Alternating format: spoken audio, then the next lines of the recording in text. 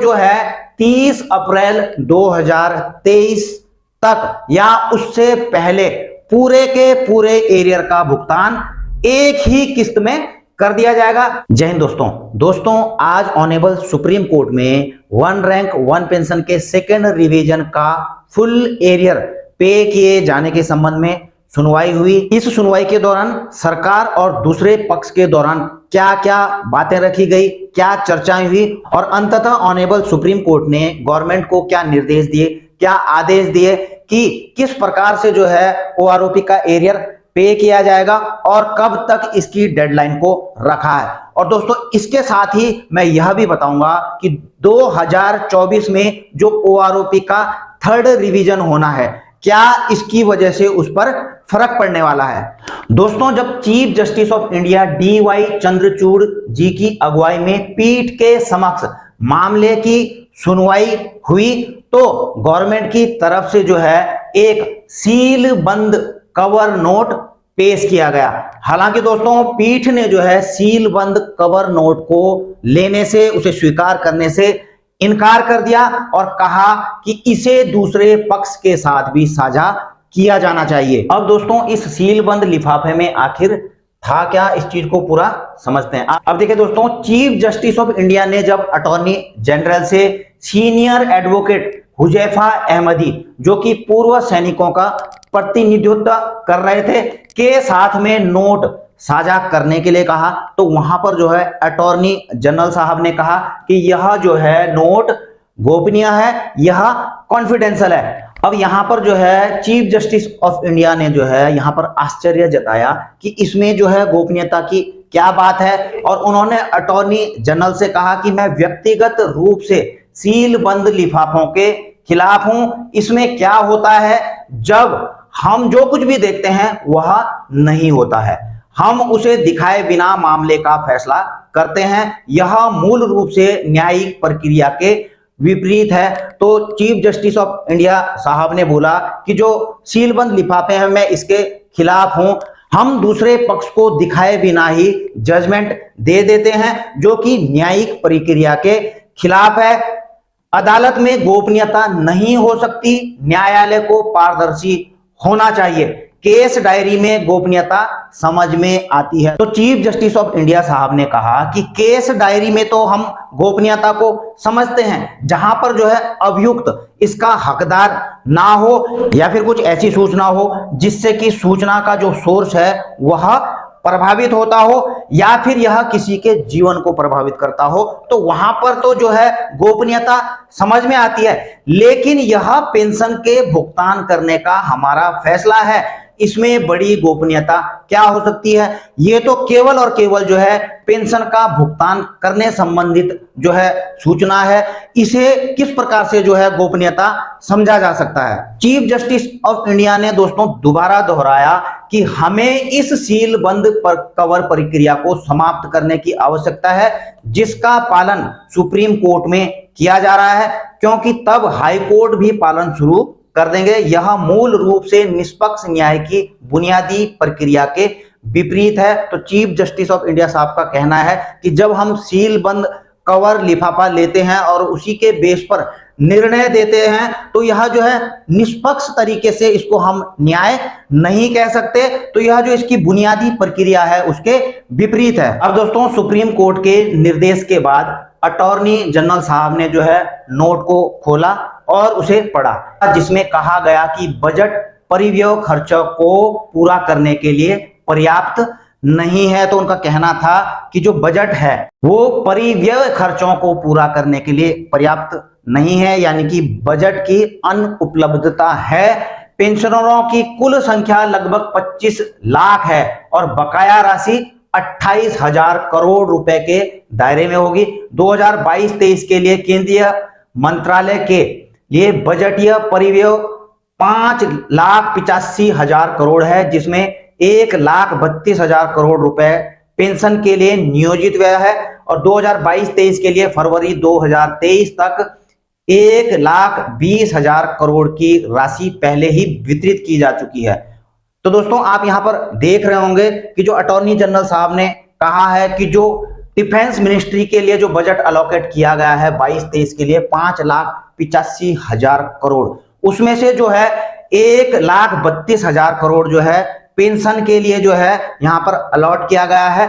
और अभी तक यानी कि फरवरी 2023 तक 1,20,000 करोड़ ऑलरेडी जो है वितरित किए जा चुके हैं। और दोस्तों आप देख रहे होंगे कि टोटल है 1,32,000 करोड़ और 1,20,000 करोड़ वितरित किए जा चुके हैं। तो आप खुद समझ सकते हैं कि अभी कितना बजट बचा हुआ है। अभी केवल जो है इनके पास में जो है 12,000 करोड़ रुपए ही बचा है पेंशन को वितरित करने के लिए।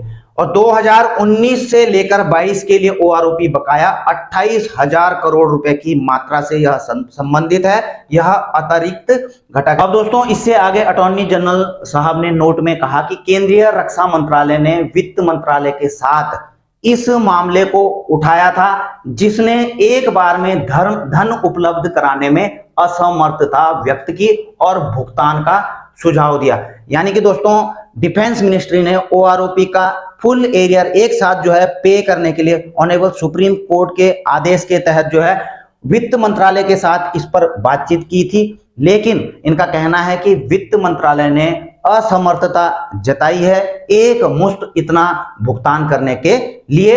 इनका कहना है कि केवल एक क्षेत्र पर जो है हम पेंशन भुगतान का ध्यान नहीं दे सकते, यह जो है पूरी अर्थव्यवस्था के बारे में है और ये राजकोषीय नीति के मामले हैं। तो इस पर जो है सीनियर अधिवक्ता हुजैफा अहमदी जी ने कहा कि ये किस्तें तो मार्च 2019 में ही दी थी और उन्होंने यह भी कहा कि अपने जीवन में जवानों ने अपने सबसे अच्छे वर्षों में देश की सेवा की है और वे सरकार की अंतिम प्राथमिकता क्यों है। यहां पर उन्होंने ऑब्जेक्शन उठाया कि जो जवान हैं उन्होंने जो है अपने अच्छे स्वर्णिम दिनों में देश की सेवा की है, फिर भी जो है उनके वेलफेयर के लिए उनके वेलफेयर से संबंधित मुद्दों को सबसे अंतिम प्राथमिकता क्यों दी गई है। दोस्तों सारी सुनवाई होने के बाद पीठ ने गवर्नमेंट को जो ओआरओपी का एरियर है उसे भुगतान किस प्रकार से करना है उसके निर्देश जारी किए। अब दोस्तों इसमें सबसे पहली बात जो है कोर्ट ने कही कि फैमिली पेंशनरों और वीरता पुरस्कार विजेताओं को ओआरओपी बकाया का भुगतान 30 अप्रैल 2023 को या उससे पहले एक किस्त में किया जाएगा। तो दोस्तों पहला निर्देश यहां पर दिया गया कि जो फैमिली पेंशनर्स हैं और जो अवार्ड विजेता पेंशनर हैं उनको जो है 30 अप्रैल 2023 तक या उससे पहले पूरे के पूरे एरियर का भुगतान एक ही किस्त में कर दिया जाएगा। दूसरा निर्देश जो ऑनरेबल कोर्ट की तरफ से दिया गया 70 वर्ष से अधिक आयु के पेंशनरों को ओआरओपी बकाया 30 जून 2023 को या उससे पहले भुगतान किया जाएगा, चाहे बाहरी सीमा के भीतर एक या अधिक किस्तों में। तो दोस्तों ऑनरेबल कोर्ट ने यहां पर बताया कि जिनकी उम्र जो है 70 साल से ऊपर हो चुकी है तो उनको जो है ओआरओपी के एरियर का भुगतान 30 जून 2023 से पहले कर दिया जाएगा। तो इससे पहले चाहे गवर्नमेंट उनको किस्तों में भुगतान करे चाहे एक साथ ही भुगतान करे, लेकिन फाइनली जो है 30 जून से पहले उनका पूरा का पूरा भुगतान हो जाना चाहिए। अगला जो है दोस्तों की जो एरियर ओआरओपी का एरियर है कि अंतिम खाई का भुगतान समान किस्तों में 31 अगस्त 2023, 30 नवंबर 2023 और 28 फरवरी 2024 को किया जाएगा। यानी कि दोस्तों जितने भी इसके अलावा बचे हुए एलिजिबल डिफेंस पेंशनर्स हैं तो उनको जो है समान 3 किस्तों में उसका भुगतान किया जाएगा। तो पहली किस्त दोस्तों 31 अगस्त 2023 से पहले कर दी जाएगी। दूसरी किस्त दोस्तों 30 नवंबर 2023 से पहले कर दी जाएगी और तीसरी किस्त दोस्तों 28 फरवरी 2024 और तीसरी किस्त का मतलब दोस्तों कि पूरा का पूरा एरियर।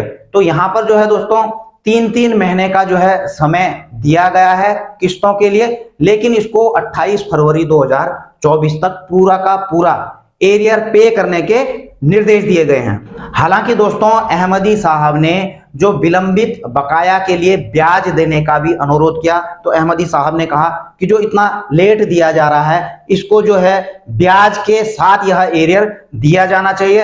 हालांकि दोस्तों इसके लिए पीठ ने इनकार कर दिया। और दूसरी चीज आप दोस्तों यहां पर देख रहे होंगे, जो महत्वपूर्ण चीज थी मैं आपको बताने वाला था कि पेंशन की समीक्षा पर नहीं पड़ेगा असर। जी हां दोस्तों, जैसा कि आपको पता ही है कि 2024 में थर्ड रिवीजन होना है ओआरओपी का, तो यहां पर जो है कोर्ट ने यह भी साफ किया कि इस भुगतान को आधार बनाकर सरकार हर 5 साल में होने वाली पेंशन की समीक्षा और बढ़ोतरी को टालने की कोशिश नहीं कर सकेगी। जैसा कि आपको पता है कि फरवरी 2024 तक जो है यह भुगतान जा रहा है, तो कोर्ट ने यहां पर साफ निर्देश दिए हैं कि गवर्नमेंट जो है यहां पर, कि जैसा कि पता ही है कि फरवरी 2024 तक जो है ओआरओपी सेकेंड रिवीजन का एरियर पे होना है, तो उसको बहाना लेकर के जो है यहां पर 2024 में जो ओआरओपी का रिवीजन होना है उस पर जो है किसी भी प्रकार का प्रभाव नहीं पड़ना चाहिए, और जो इसके लिए तय सीमा है और जो प्रक्रिया है अपने समय पर ही होनी चाहिए। तो दोस्तों फाइनली आप समझ ही गए होंगे कि कैटेगरी वाइज किस प्रकार से कब कब जो है डिफेंस पेंशनर्स का ओआरओपी सेकेंड रिवीजन का फुल एरियर पे होना है। इसी जानकारी के साथ अपनी वीडियो यहीं पर समाप्त करता हूं। जल्द मिलेंगे नई वीडियो में नई जानकारी के साथ। जय हिंद, वंदे मातरम।